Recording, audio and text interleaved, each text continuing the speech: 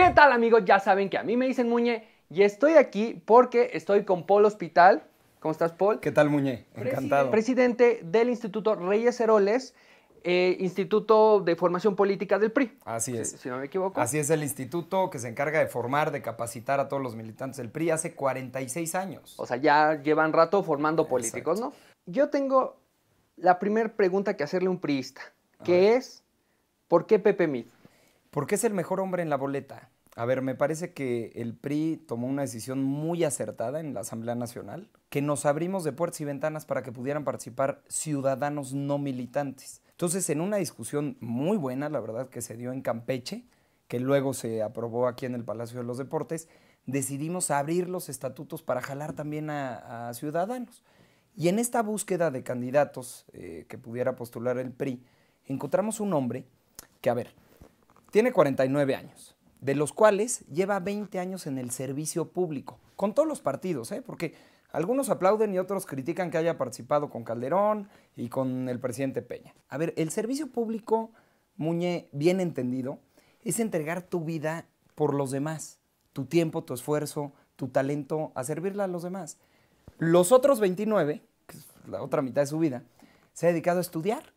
Es de la boleta el que tiene mejor formación académica, tiene maestrías, doctorados. A ver, es un cuate muy bien formado académicamente y luego con muy buena experiencia en el servicio público. Entonces, encontramos este híbrido, le llamamos en política, que es muy bueno en los dos lados. Y una tercera adicional bien importante. El tema de corrupción en este país lamentablemente nos ha lastimado mucho. Entonces, investigando también vimos que Pepe Mid era un hombre honesto, un hombre sencillo, un hombre de familia, de valores, de principios, que nunca había tomado un peso que no le corresponde, que como vive y lo que tiene lo explica precisamente sus 20 años de servicio público. Entonces, me parece que por donde lo vieras, era el mejor perfil para que lo postulara el PRI, el Verde y Nueva Alianza. Pero no es una apuesta arriesgada aventar un candidato, supongamos, bueno, después de un gobierno de Peña Nieto, porque para muchos es ir a la boleta y decir, apruebo lo que hizo el presidente Peña Nieto, sí o no. ¿No es un riesgo para el PRI lanzarse Bueno, una elección así? Son dos preguntas. Creo que el riesgo más bien es mandar un candidato, por ejemplo, como este joven maravilla que se vendió al principio, que terminó siendo más corrupto que los más grandes señores que hay en la política.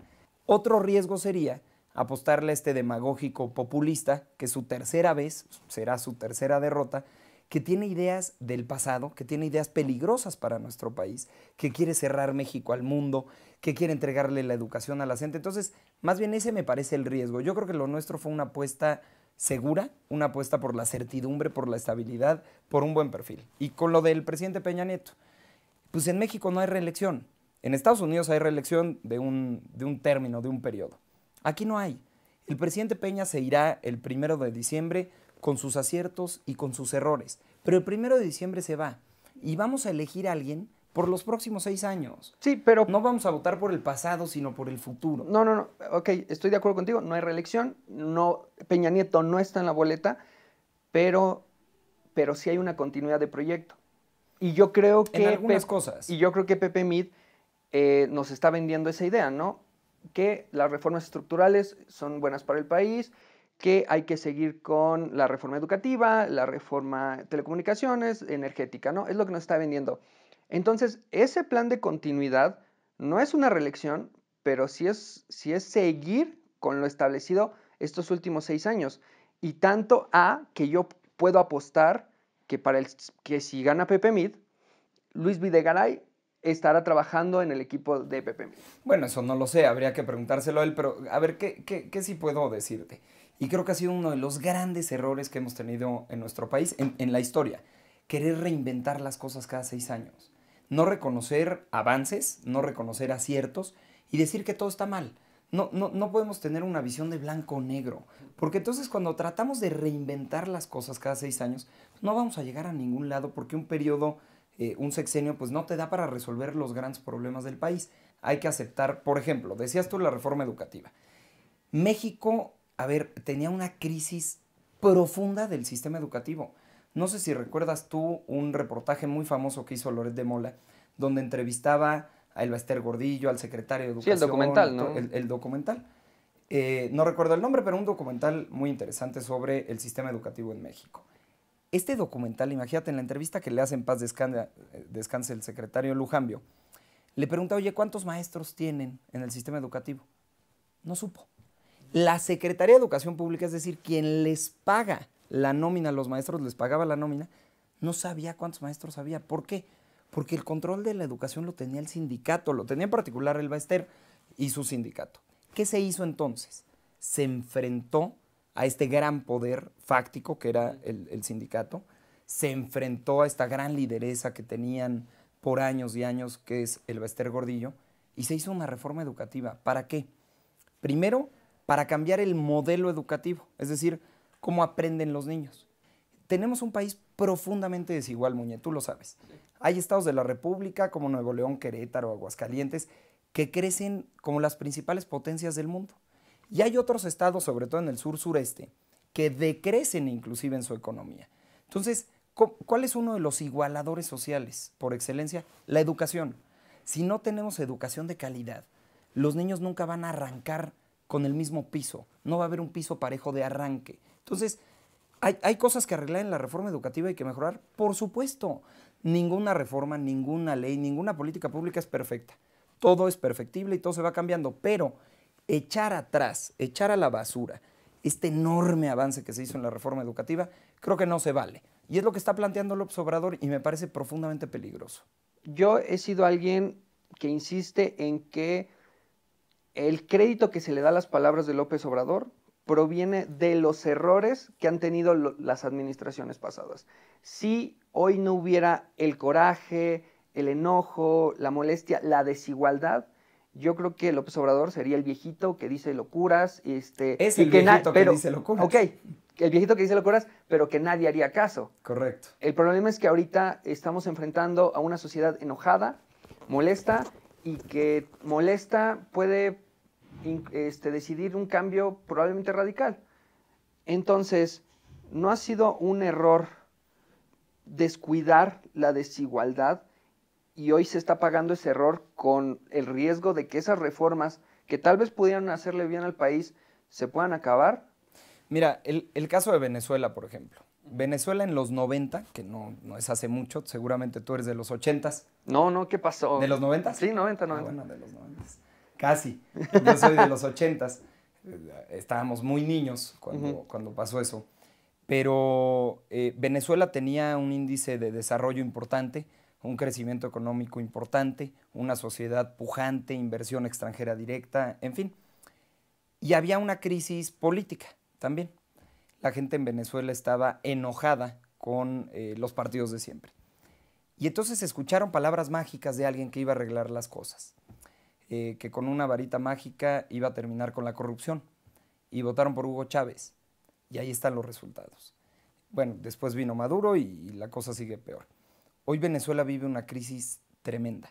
Entonces, el voto del enojo, el voto de la confusión, pues a veces nos puede llevar a 15 segundos de tomar una decisión en la casilla, pero que las consecuencias nos lleve años y años recuperarnos. No son solo 6 años, es echar para atrás muchas cosas. Pero la reforma energética, por ejemplo, ya salió a decir López Obrador que la va a cancelar. Hay 200,000 millones de dólares comprometidos. Y a lo mejor quien nos ve dice, bueno, ¿y esos millones de dólares a dónde se van? Pues a empleos, a trabajos mejor remunerados, a que nos vaya mejor, a que los mexicanos ganen más, a que a las familias les vaya mejor. Entonces, no puedes echar todo a la basura. Pero al punto es que... Y sí creo que es un viejito loco diciendo locuras. Ok, pero no hay autocrítica en el PRI de que al final de cuentas el PRI gobernó, de los últimos 30 años, gobernó 18. ¿No? De los últimos 30 años el PRI gobernó 18.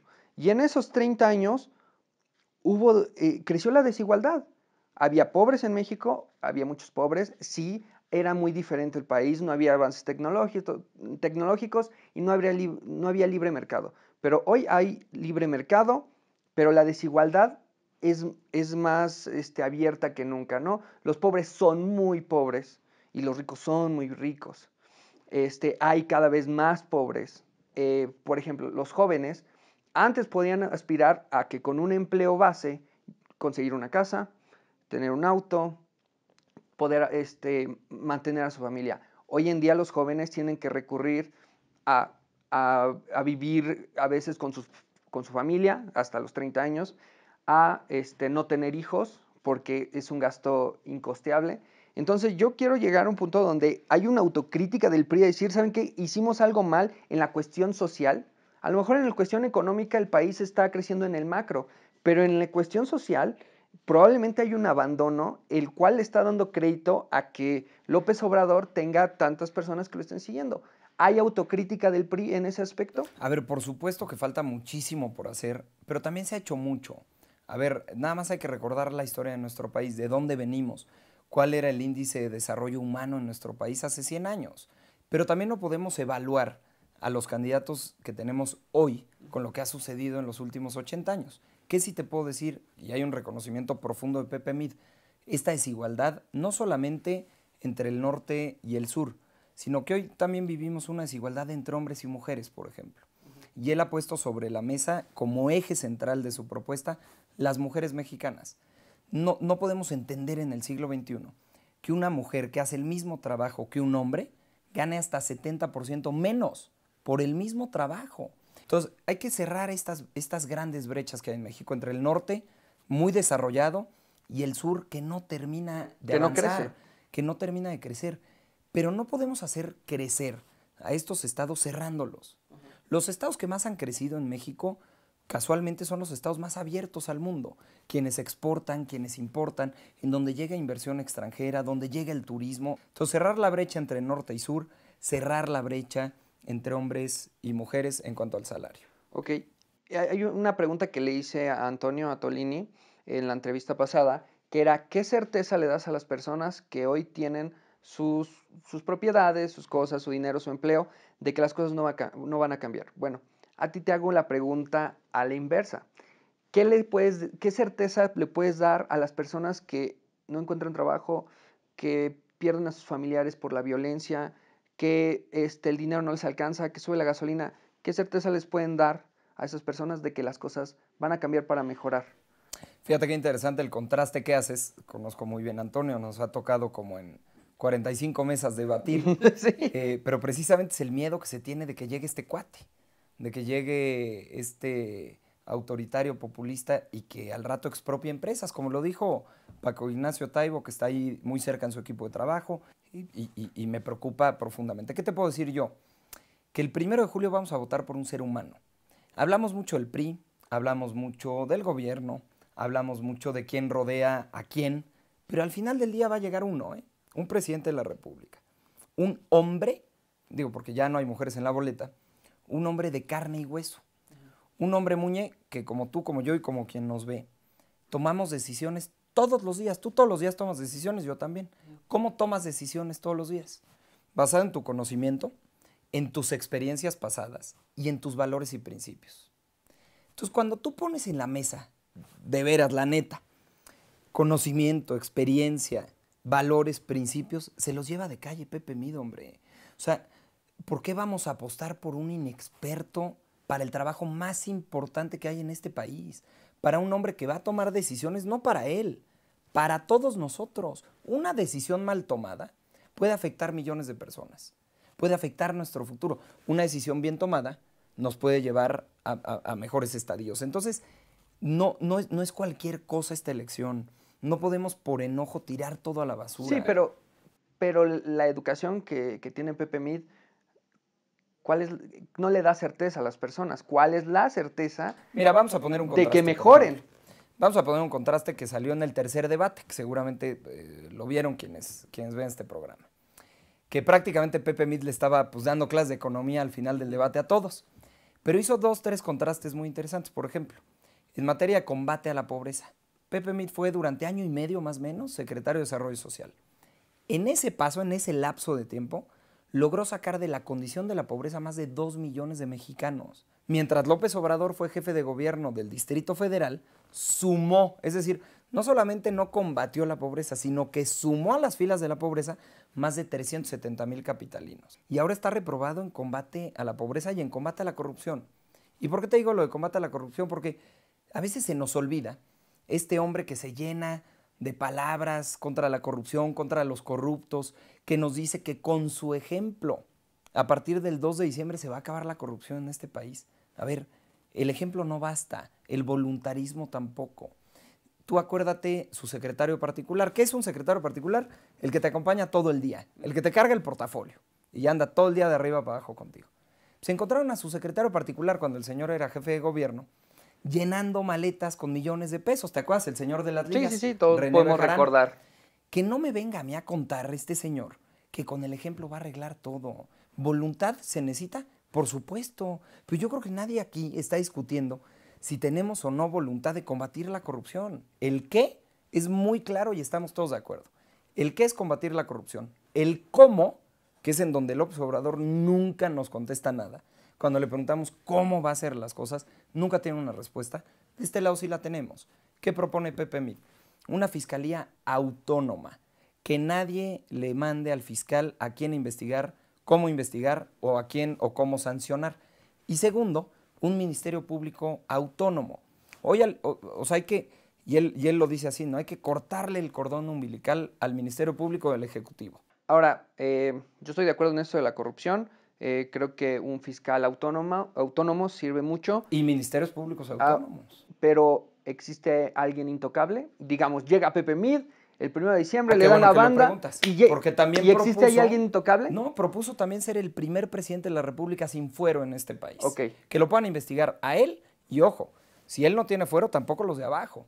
Gobernadores, diputados, senadores, a ver, que se acabe este ánimo de impunidad que hay en México. Vamos avanzando bien, falta mucho por hacer, pero tú recordarás, estábamos muy niños, tú más, pero recordaremos, pues que nunca se había juzgado a un gobernador que se robara algo de su tierra, que hiciera mal uso de los recursos públicos. Qué bueno que hoy se les investigue y se les castigue y se les lleve tras la justicia. Bueno, pero si hablamos... Falta mucho por hacer. Sí, estoy de acuerdo. Hay que avanzar. Nunca había pasado y los gobernadores tenían como su cochinito a los estados. Pero yo creo que Duarte dio muchas señales, ¿no? Duarte desde lo de la Universidad Veracruzana, desde que la auditoría mandó señales a la PGR, y a Duarte lo buscaron hasta que se fue. O sea, ya que se fue en helicóptero, ¿dónde está Javier? Estaba aquí, lo acabo de ver. La verdad... Pero qué bueno que está en la cárcel, Muñe. Pero no, creo no es un gran ejemplo para los que quieren hacer del servicio público algo contrario. ¿No es porque dejó de ser útil? No, a ver, Muñe, porque han entrado de todos los partidos políticos, ¿eh? También luego nos quieren achacar por unos cuantos a todos, y eso sí es bien molesto, te lo digo como priista. No, en serio, a ver, tengo 14 años de ser orgullosamente priista. Ajá. Y cuando me dicen, es que todos en el PRI son corruptos, a ver, Muñe, tú y todos los que nos ven tienen un amigo, un familiar, un conocido priista, seguro, que quieren, que les cae bien, que lo admiran. Todos, ¿eh? ¿Por qué? Porque somos 6 millones y Creo medio. Que sí. Claro que sí. No, pero además que no nos sepan. Se quedó pensando. ¿Será? Pues no sé, pero ajá. Sí, somos 6 millones y medio de personas, de seres humanos, que conformamos al PRI. Entonces, de repente, pues, estos rateros, porque eso es lo que son, pues nos hacen mala fama, pero no son así todos. A ver, yo conozco mujeres, jóvenes, hombres muy trabajadores, entrones, que quieren mejorar a su país, su comunidad, su entorno, y que por eso están participando en política. Que el que la haga la pague. Sí, de cualquier partido. Ajá, estaría increíble o de ningún partido. También en la sociedad. Sí, o sea. Empresarios que hagan un fraude, naves industriales, cosas así. Pues que la paguen. Que se acabe la impunidad, ¿no? Claro, que no se vayan a Canadá a esconderse los Barreiro. Estaría increíble. Porque su amigo es candidato. Digamos que Pepe Mit gana el 1 de julio. Va a ganar. Bueno. Cuando gane. Acepto sin conceder, como le aprendí a Tolini. Pepe Mit gana el 1 de julio. Sí. ¿Qué sigue para el PRI? Porque yo lo que puedo ver es dentro del PRI una crisis que tal vez no es tan notoria por la disciplina que hay dentro del partido, pero sí hay una crisis en que está el grupo político en una cuestión social y está también este grupo a favor de lo económico. Hoy yo lo que puedo ver es que el que manda en el PRI es este grupo económico encabezado por Enrique Peña Nieto, Luis Videgaray, Pepe Mid, pero también está este grupo del PRI a favor de la política, de lo social. Entonces, ¿va a haber una reestructuración en el PRI después de las elecciones, pase lo que pase, o qué sigue? Después del domingo, a ver, sin duda alguna debemos de repensar al PRI. Eso es absolutamente válido. Me parece que el PRI ha venido evolucionando.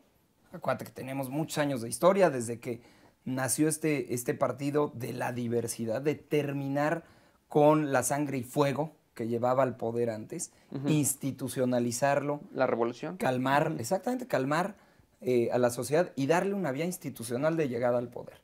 Sí me parece que deberíamos de poner en la mesa los próximos meses, los próximos años, una discusión grande, una discusión en donde participen todas las voces, todas las generaciones, y podamos repensar a nuestro partido. Es decir, ¿qué sigue? Si el modelo que tenemos debemos de evolucionarlo, revolucionarlo, o debemos de continuar. O para decirlo mejor, ¿con qué debemos de continuar y con qué no? Desde la forma de organizarnos, de entendernos, de estructurarnos, la forma en que estamos defendiendo las causas, nuestra ideología, a ver, dejar todo muy claro en un nuevo andamiaje, me parece que sí, debemos de repensar a PRI hacia el futuro. Muchísimas gracias, Paul. No, hombre, al contrario. Encantado, la verdad estuvo muy didáctica la entrevista. Gracias, Muñe. Y pues, ¿dónde te podemos seguir? ¿Dónde te podemos ver? Así. En las redes sociales, ¿las van a poner? Sí, sí, Twitter sí. es @phospital, hospital es sin H. Es mi Okay. apellido, no crean que lo cosieron mal este chaleco. @pospital, en Facebook estoy como Pol Hospital y en Instagram como Pospital también. Perfecto. Muchísimas gracias, Paul. Al contrario, Muñe, encantado de estar aquí contigo. Encantado de que vinieras. Ya saben, síganos en todas las redes. Espero que los muerda un carro y los atropelle un perro. Yo soy Muñe. Los quiero. Nos vemos. Muchas gracias. Está buena esa despedida.